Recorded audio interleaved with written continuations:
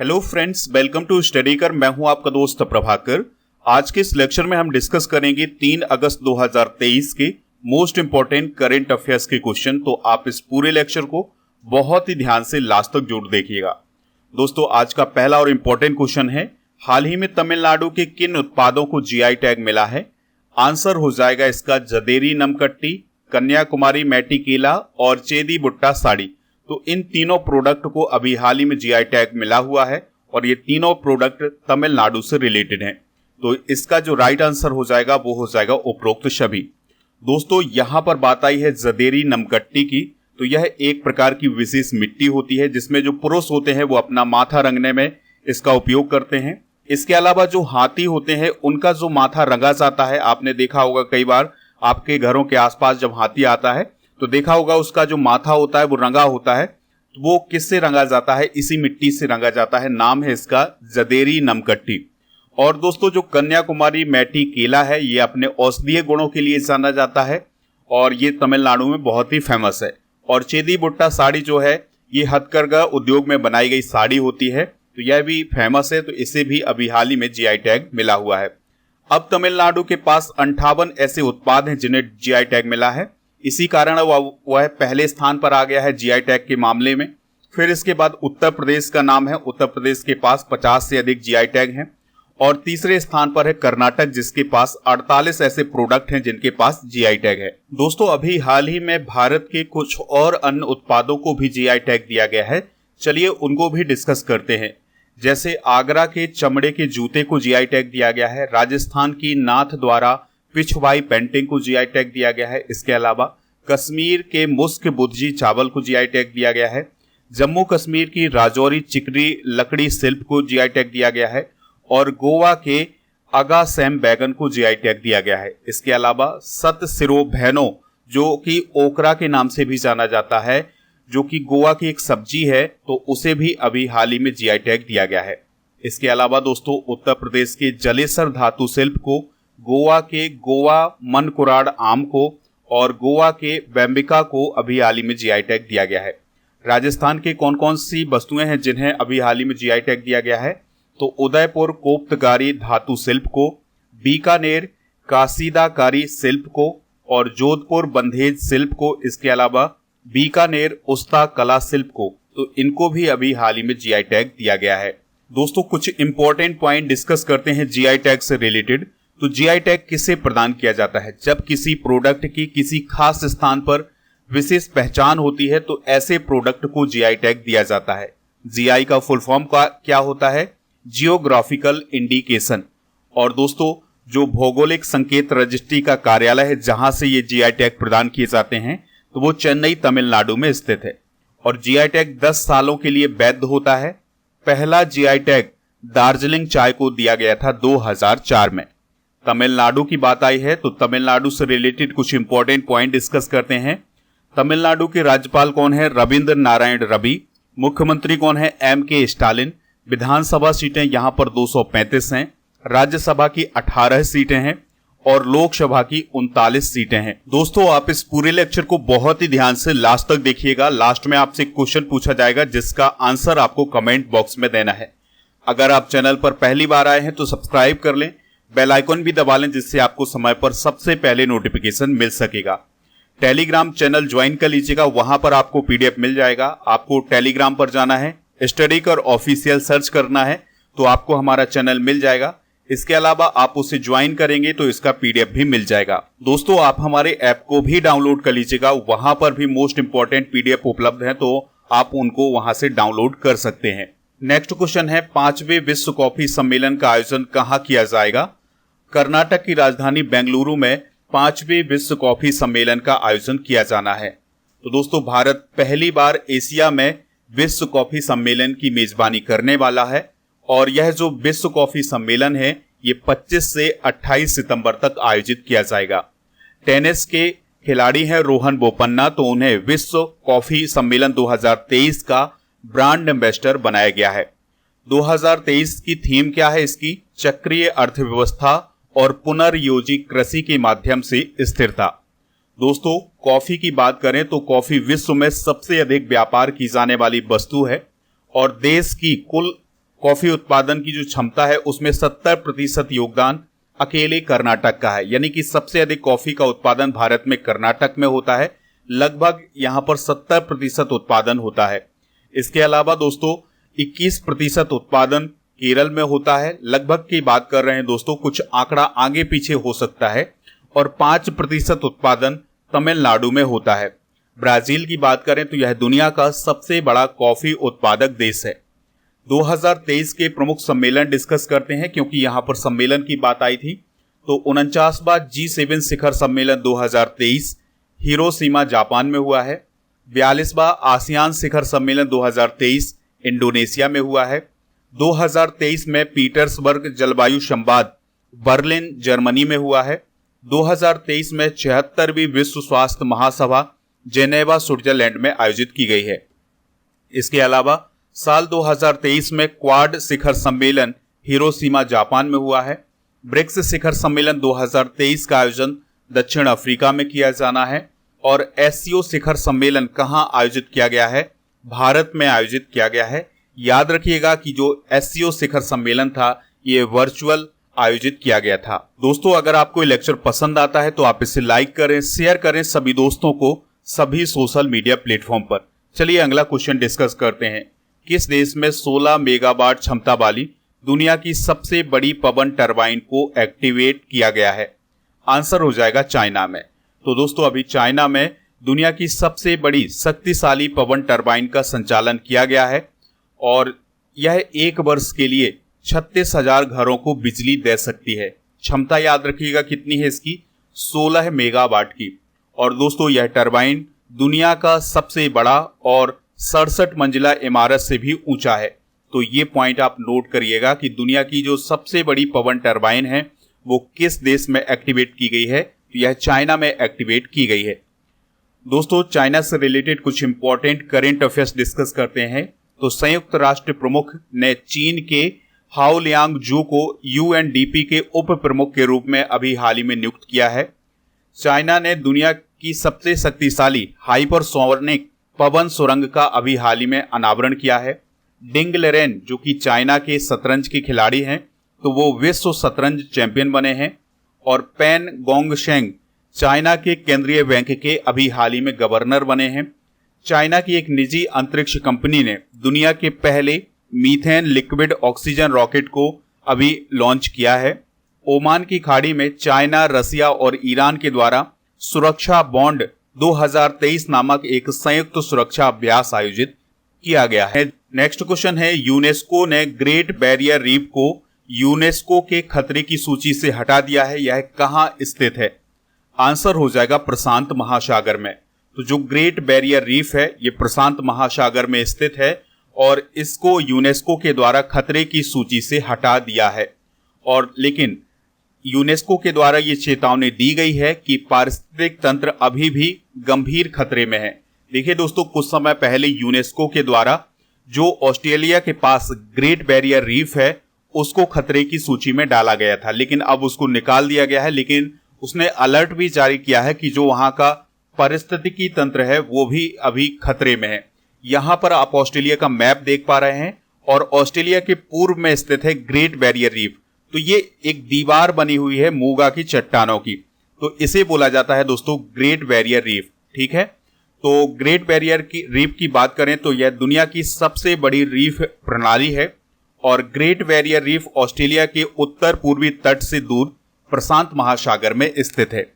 दोस्तों यहां पर बात आई थी यूनेस्को की। तो यूनेस्को की स्थापना 16 नवंबर 1945 को की गई थी और यह संयुक्त राष्ट्र की एक विशेष एजेंसी है। मुख्यालय इसका पेरिस फ्रांस में है। महानिदेशक हैं इसके आंद्रे आजोले।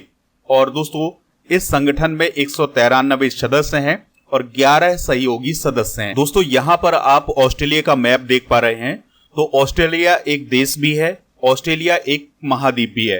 तो अगर हम ऑस्ट्रेलिया महाद्वीप की बात करें तो यह सबसे छोटा महाद्वीप है और ऑस्ट्रेलिया देश की बात करें तो दोस्तों इसकी जो कैपिटल है वो है कैनबरा। यहां पर आप देख सकते हैं ये है कैनबरा और ऑस्ट्रेलिया का जो न्यू साउथ वेल्स स्टेट है उसके अंतर्गत कैनबरा आता है।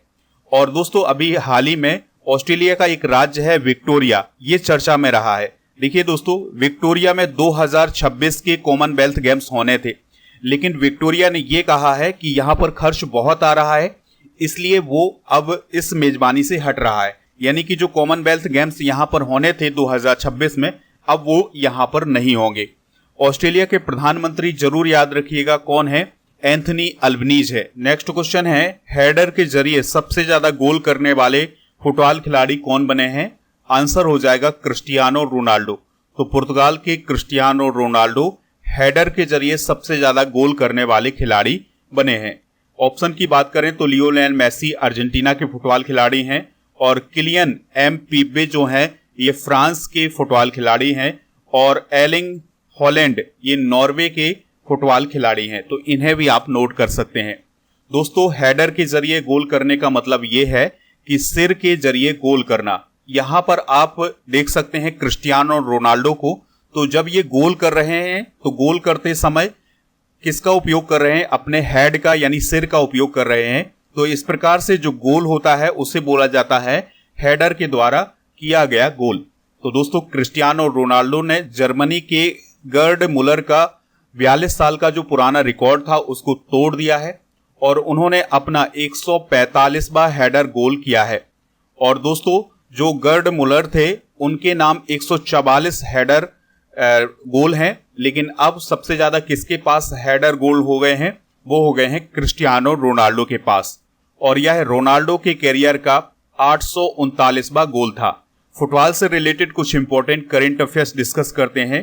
तो ऑल इंडिया फुटबॉल फेडरेशन के द्वारा पुरुष फुटबॉलर ऑफ द ईयर किसे चुना गया है? लालियान ज्वाला चांगटे को। 132वें डूरंड कप जो कि फुटबॉल से रिलेटेड है, इसका आयोजन कोलकाता में किया जाएगा। फीफा पुरुष फुटबॉल रैंकिंग में भारत 99वें स्थान पर पहुंच गया है। याद रखिएगा, इससे पहले जो भारत की रैंकिंग थी वो 100 रैंकिंग थी, लेकिन इसके बाद दोबारा से जो रैंकिंग आई उसमें भारत की रैंक 99 हो गई है। सैफ चैंपियनशिप 2023 का खिताब भारत ने जीता है।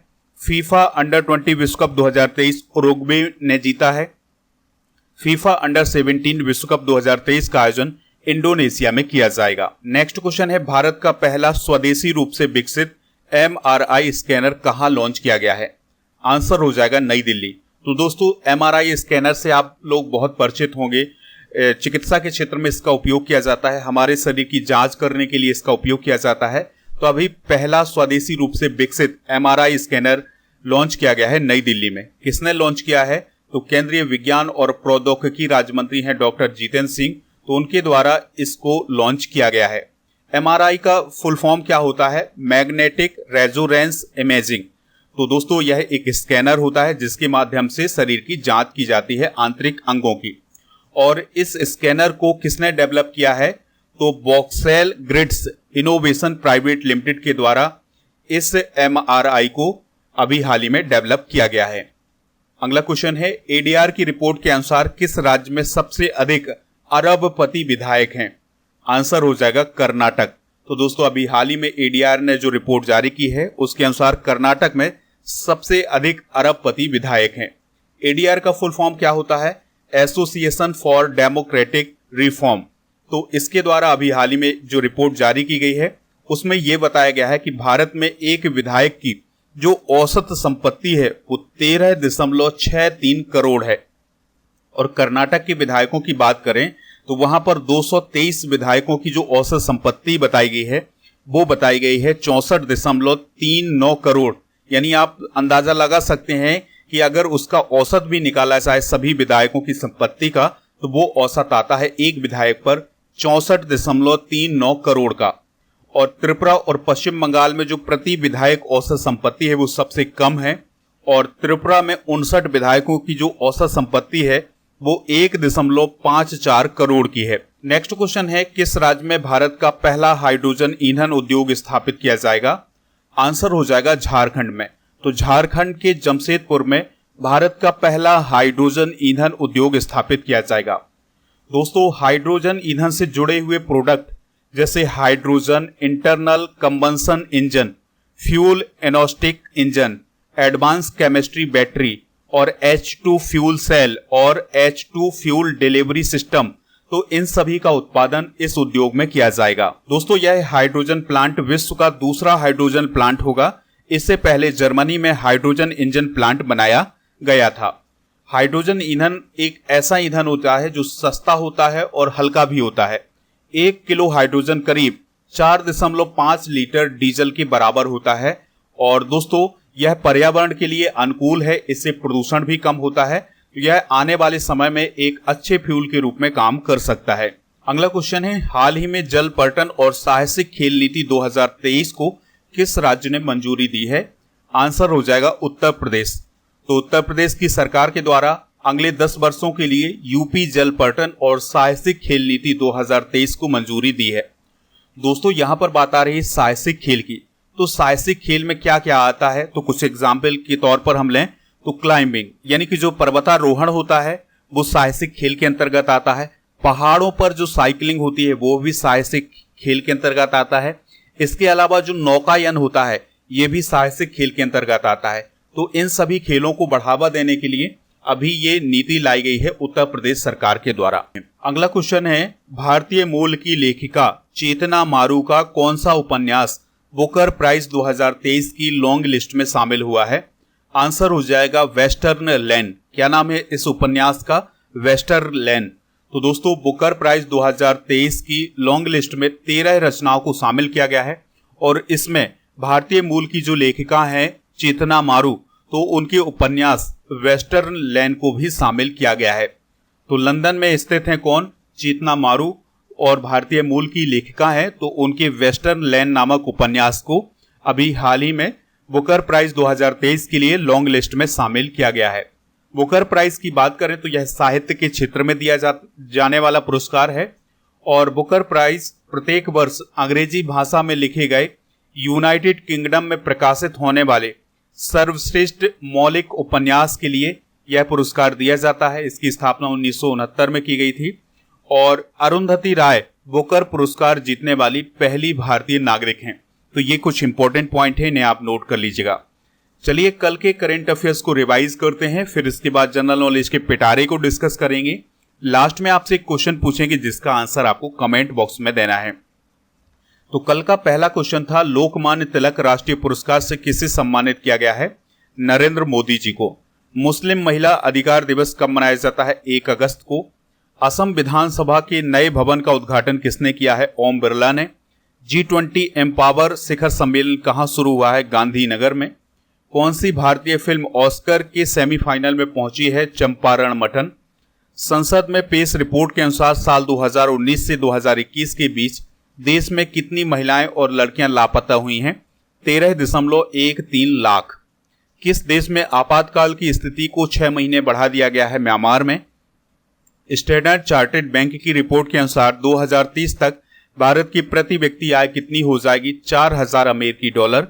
वक्कोम पुरुषोत्तमन किस राज्य के पूर्व स्पीकर थे जिनका हाल ही में निधन हुआ है? केरल के। मिलिट्री नर्सिंग सर्विस में अपर महानिदेशक के रूप में किसे नियुक्त किया गया है? अमिता रानी को। दोस्तों आज के जनरल नॉलेज के पिटारे में हम महान कार्यों से संबंधित व्यक्ति डिस्कस करते हैं। जैसे रेड क्रॉस की स्थापना करने वाले व्यक्ति कौन है? हेनरी ड्यूनेंट हैं। रेड गार्ड्स की स्थापना करने वाले व्यक्ति कौन है? गैरी वाल्डी हैं।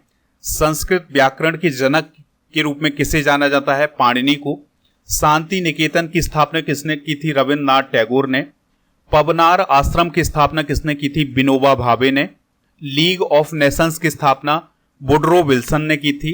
खालसा पंथ के संस्थापक कौन थे? गुरु गोविंद सिंह। और आरेविले आश्रम जो कि पुदुचेरी में है, इसकी स्थापना अरविंद घोष जी के द्वारा की गई थी। तो ये है कुछ महान कार्यों से रिलेटेड व्यक्ति।